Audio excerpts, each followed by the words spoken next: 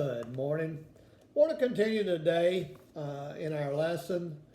We've shared with you what happened on Monday, what happened on Tuesday, what happened on Wednesday, what happened on Thursday. Today, I want to share with you the things that happened on Friday. And I think I actually wrote down here, looks like about 10 things that I want to share with you today. So I might get a little long today, but Friday was the busy day for Jesus of Holy Week. First of all, we left Jesus on Thursday at the high priest's house, being interrogated, being persecuted, being reprimanded for what he had been teaching. Luke 22, verses 54 through 62.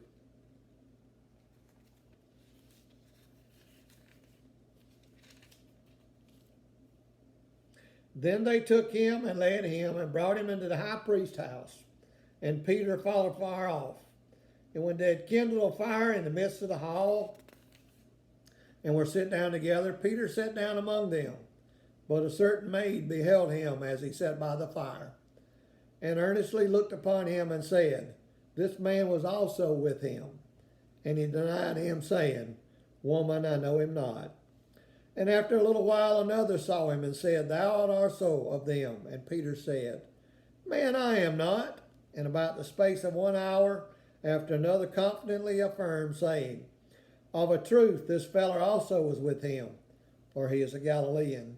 And Peter said, Man, I know not what thou sayest. And immediately while he spake, the cock crew.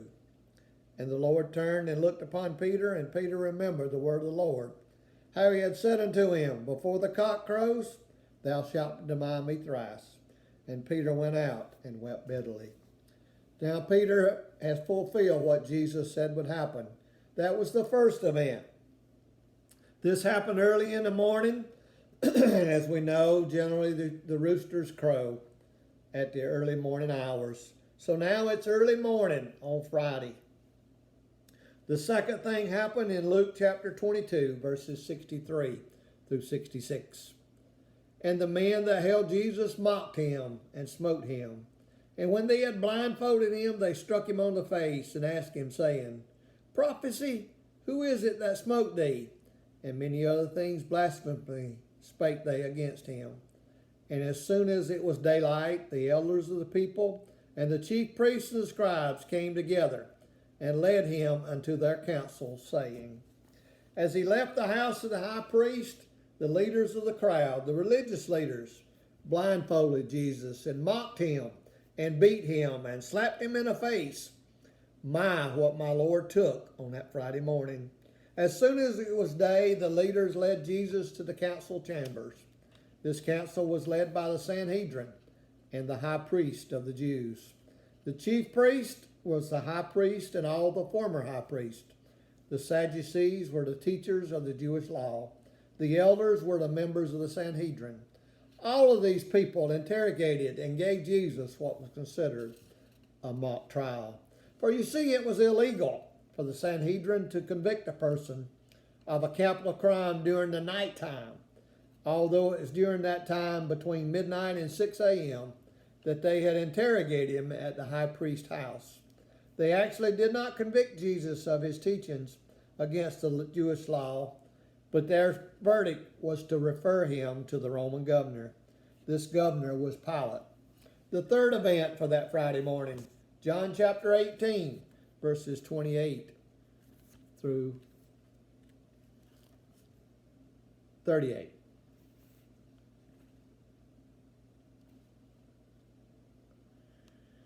Then they led Jesus from Caiaphas unto the hall of judgment, and it was early.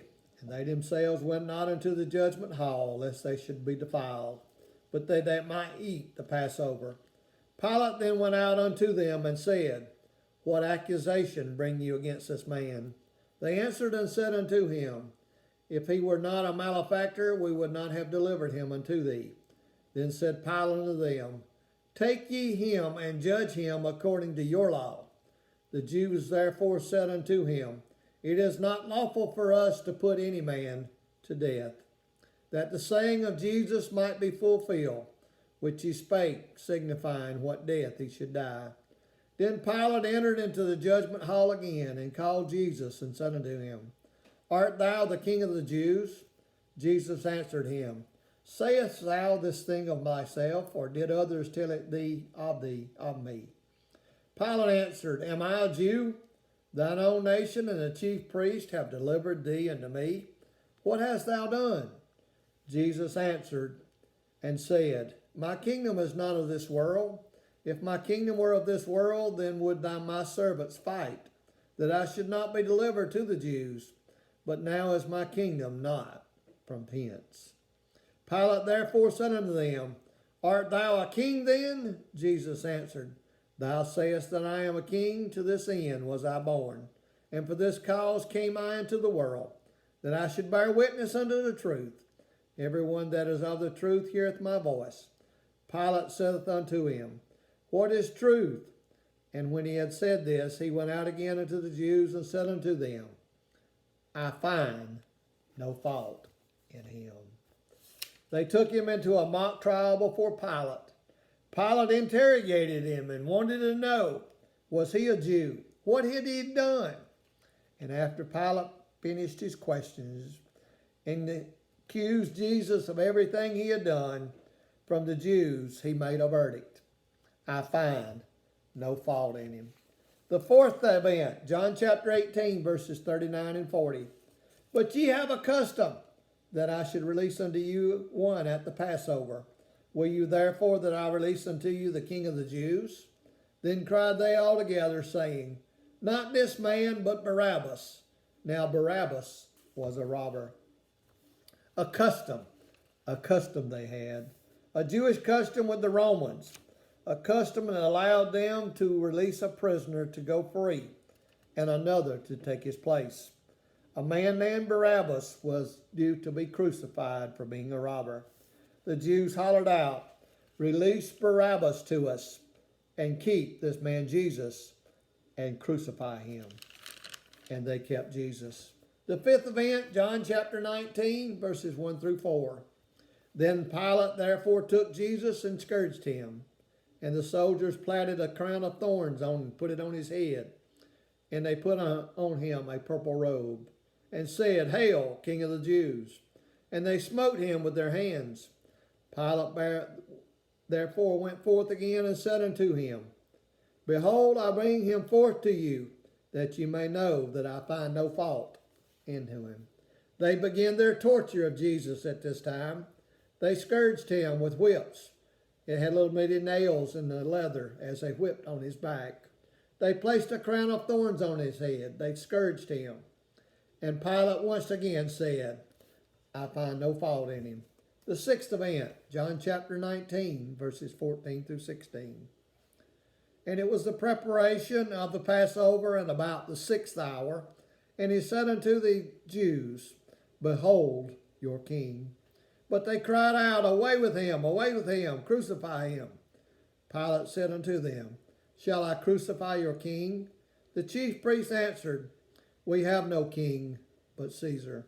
Then they delivered him therefore unto them to be crucified. And they took Jesus and led him away.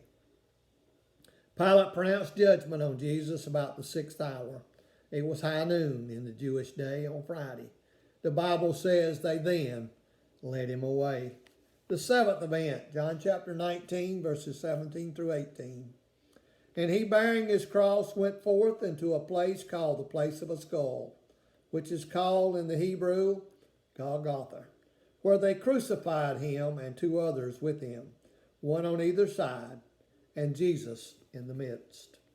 7th event, John chapter 19. Jesus then was forced to carry his own wooden cross for about a mile from Pilate's hall to Golgotha, a place of the skull. As I was there on my trip to Israel, I couldn't help but look at the scenery from where Pilate's hall was to Golgotha. It's indeed about a mile, and most of it is uphill. I couldn't help but think, did I step in one of the steps as I was walking around that maybe my Lord stepped in on his way to Golgotha? Then I thank Jesus that he took the time, that he went to that cross and he buried my sins in the grave. As I sat there and wondered, did I step in the same spot? I wondered, and I thank the Lord for taking my place. The eighth event, John chapter 19, verse 23. Then the soldiers,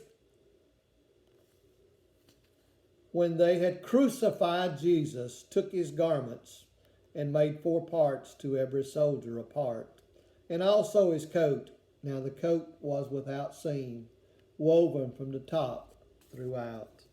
They crucified him, then they gambled for his clothes, even took his cloak, his purple coat, and divided it up amongst themselves.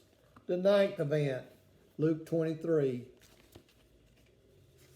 verses 44 through 46.